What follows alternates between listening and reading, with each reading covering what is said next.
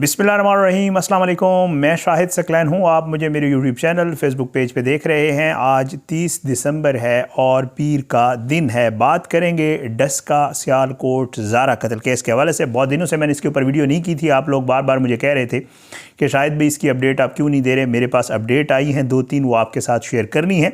एक तो बाकायदा तौर पे एक नए इस मामले में सारे मुलव्विस जो है एक नए शख्स की एंट्री हुई है जिसको पहले से ये पता था और जो इस मंसूबे में शामिल था वो कौन शख्स है उसके हवाले से क्या पता चला है। एक तो ये एक और कॉल है ये इटली से।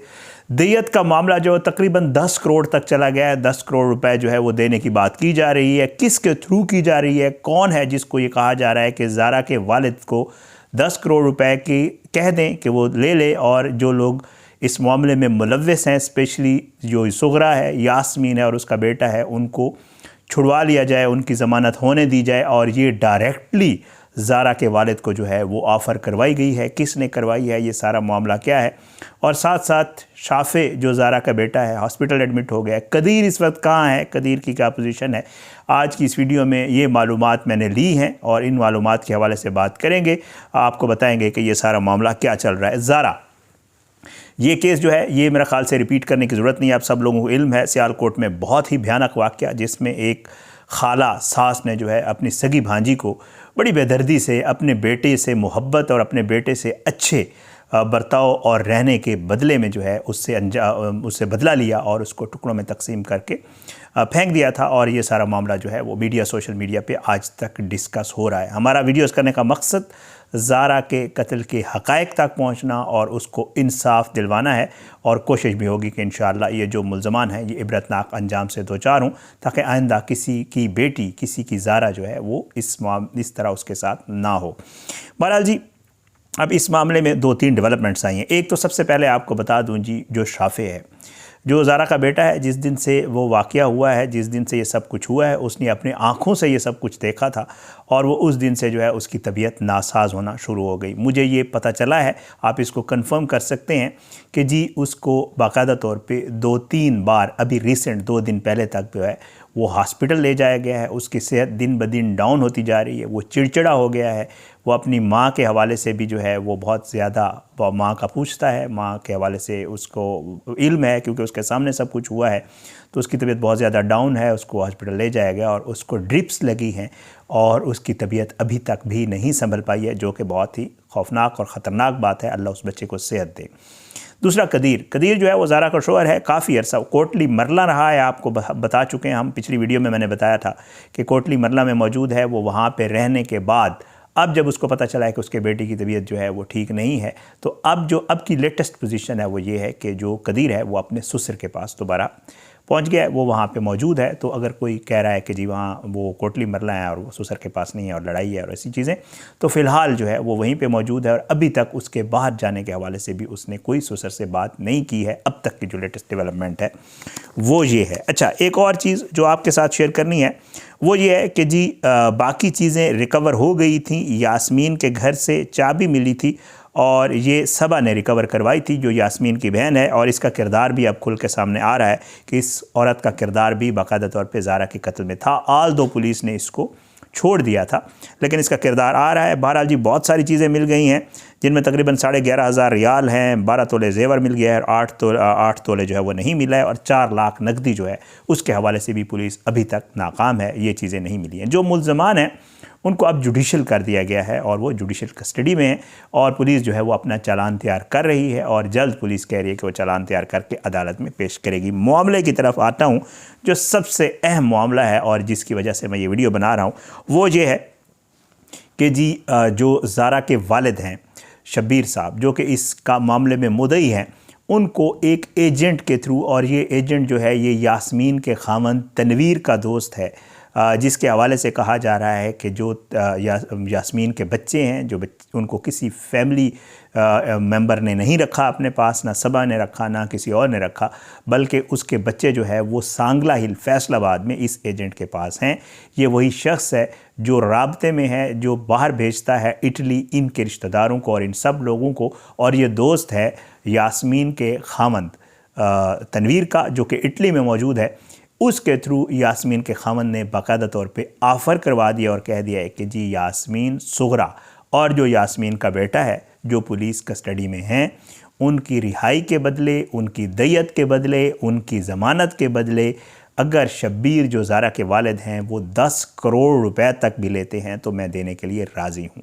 उसका ये कहना है, उसने एजेंट के थ्रू ये पैगाम पहुँचाया है शब्बीर साहब को कि जी आप ये मामलात जो है ये केस इस तरह चलते रहते हैं, बहुत लंबा केस चलेगा, सबा वगैरह तो छूट गई हैं और बाद में आपको पता है ज़मानतें हो जाती होती हैं, ये मामला इनसे गलती हो गई तो आप मेहरबानी करें इस मामले को, क्योंकि आप मुद्दई हैं तो आप इस मामले को छोड़ दें और जो दैयत जो कि शरीयत भी जिसके हवाले से बात करती है आप उस पर आ जाएं और इनकी दैयत मैं आपको तकरीबन 10 करोड़ रुपए देने तक तैयार हूं।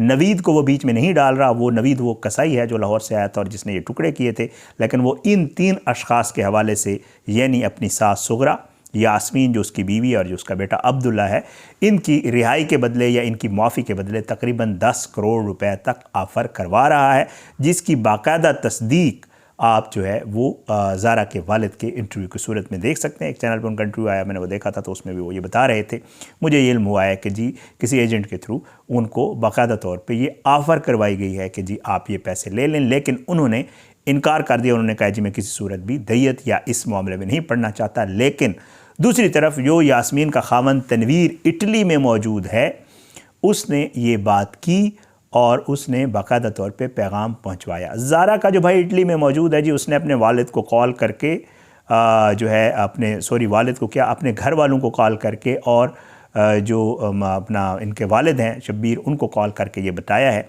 कि यहाँ पे क्योंकि ये सारे इकट्ठे हैं, एक ही फैमिली है, एक ही जगह रहते हैं तकरीबन, तो वो ये कहते हैं कि जी उनको कॉल करके ये बताया गया है बाकायदा अपने बेटे की तरफ से, जो मेरे इल्म में आई है कि जी जो तनवीर है यास्मीन का खामन, वो इस मामले से, इस कत्ल से पहले ही उसको पता था कि ये सब कुछ होने जा रहा है और उसी ने ही, जो ज़ारा के वालिद हैं वो ये कहते हैं कि जी उसी ने ही जो है वो जो अब्दुल्ला जो अपना नवीद है उसको ये ऑफ़र करवाई थी कि जी ठीक है ये तुम कर दो, तो फिर बेशक तुम मेरे पास इटली आ जाओ, क्योंकि ये लोग वहाँ रहते हैं, सारे इकट्ठे हैं, तो उसको वहाँ पे सपोर्ट करना, उसको वहाँ स्पॉन्सर करना, उसको वहाँ बुलवाना, ये यास्मीन और उसके शोहर की ज़िम्मेदारी थी। एक और ख़बर आपको साथ साथ देता जाऊँ कि इसी वीक यानी आज जो हफ़्ता शुरू हो रहा है, मेरी इतलात हैं कि जो ज़ारा के वालिद हैं वो बाकायदा तौर पर कानूनी कार्रवाई करने जा रहे हैं 2 चीज़ों पर। एक तो सबा को क्यों छोड़ा है पुलिस ने, सबा इस सारे मामले में इन्वॉल्व थी। सबा जब बाहर आई है तो वो जाके लोगों को धमकियां दे रही है,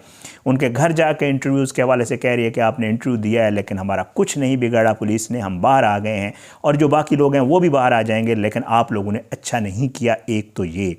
दूसरा, यास्मीन के घर से रिकवरी में सबा का किरदार है। सबा ने ही यास्मीन के खामन से रब्ता किया था, सबा के पास ही यास्मीन के घर की चाबी है, सबा ने ही उस दिन वो माहौल बनाया था कि ज़ारा के कत्ल के बाद घर को धोया, चावल पकाया, खाना खाया, सब ने बैठ के मिल के सारा कुछ किया, तो पुलिस ने उसको क्यों फ्री किया है। एक तो उसके हवाले से आपको कहा था कि दरख्वास्त आ गई है, तो सबा की भी गिरफ़्तारी के हवाले से जो ज़ारा के वालिद हैं वो कोशिश कर रहे हैं कि उसकी भी हो जाए, लेकिन साथ साथ इटली में भी इस मामले को उठाने के हवाले से जो ज़ारा के वालिद हैं वो इस पे काम कर रहे हैं और उम्मीद यही है, उनका ये कहना है कि इसी हफ्ते, ये जो वीक अब चल रहा है, वो बाकायदा तौर पे वकला से बात करके, क्योंकि उनके बेटे भी इटली में होते हैं, तो उनके ज़रिए जो है वो वहाँ पर जो खामंद हैं यास्मीन के, उनके ख़िलाफ़ कानूनी चाराजोई और कानूनी कार्रवाई के हवाले से इटली में भी बात करेंगे और साथ में पाकिस्तान में भी जो शख्स, वो कहते हैं बाहर बैठ के ये सारा प्लान कर रहा है, जो शख्स बाहर बैठ के ये कोशिश कर रहा है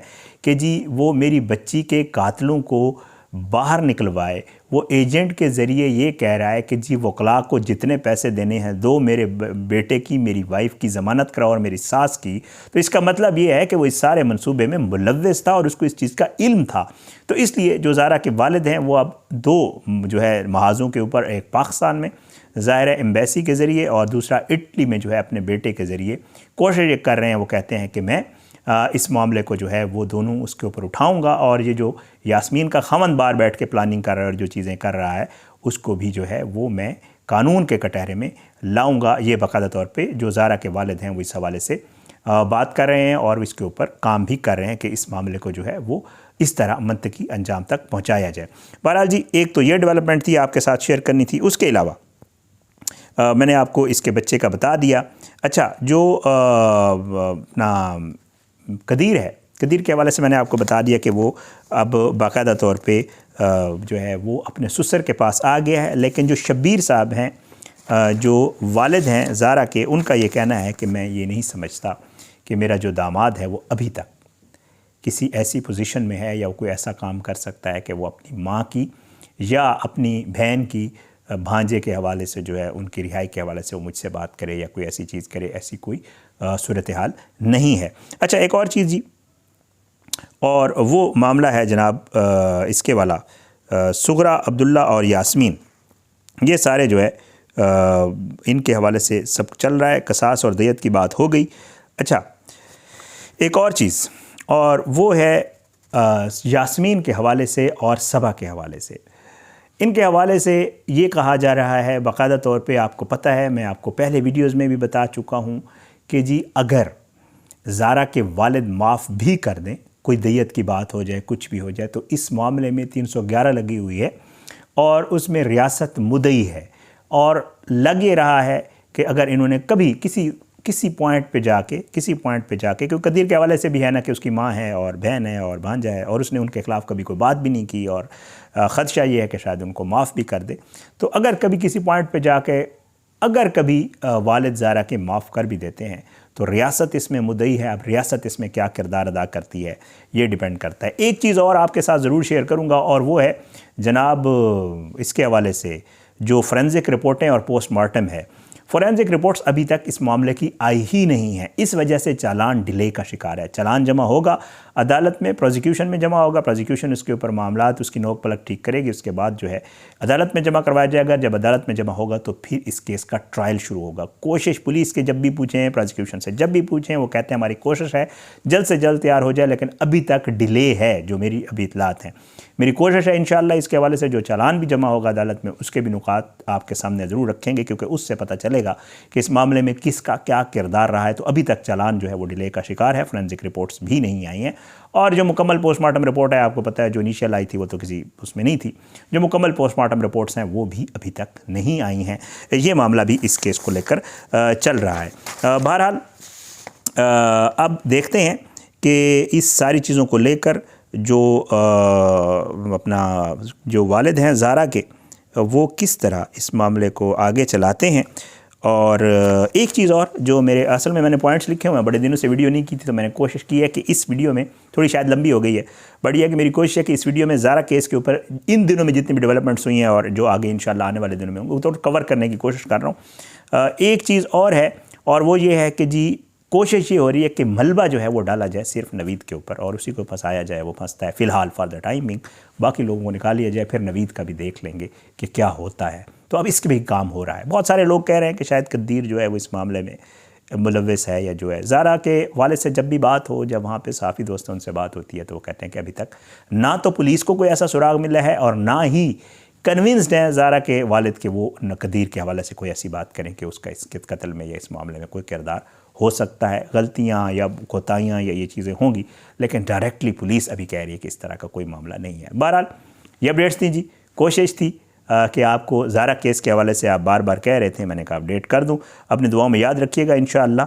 और अभी तक डटे हुए हैं ज़ारा के वालिद, वो कहते हैं दय्यत 10 करोड़ कह रहे हैं, 100 करोड़ भी दे दें, मैं अपनी बेटी का खून माफ़ नहीं करूँगा। उम्मीद है वो इंशाअल्लाह डटे रहेंगे और ये मामला इसी तरह चलेंगे। अगली वीडियो में मुलाकात ज़रूर होगी इंशाअल्लाह, लेकिन बशर्ते ज़िंदगी इजाज़त दें। पाकिस्तान ज़िंदाबाद। अल्लाह हाफ़िज़।